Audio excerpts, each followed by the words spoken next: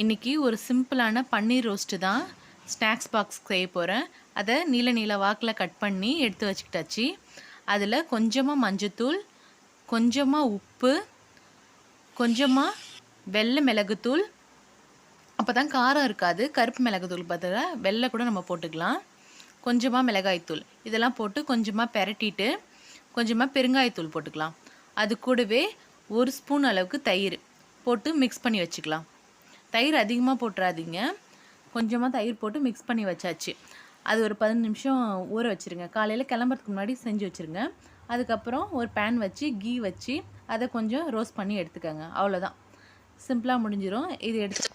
இது எடுத்து ஸ்நாக்ஸ் பாக்ஸில் எடுத்து வச்சிடலாம். அது கூடவே ஒரு அத்திப்பழமும் 2 பேரிச்சம்பழமும், பேரிச்சம்பழத்துக்குள்ளேயே வால்நட்டையும் வச்சு அடைச்சி கொடுத்து வச்சுருவேன். ஏன்னா அவர் வால்நட்டு வெறுமனே சாப்பிட மாட்டார். அதனால் பேரிச்சம்பழத்துக்குள்ளேயே வச்சு கொடுத்துருவேன். குட்டி பையனுக்கு கொடுத்தாச்சு. இதோட ஸ்நாக்ஸ் பாக்ஸ் ரெடி. உங்கள் குட்டி பையனுக்கு என்ன கொடுத்தீங்க?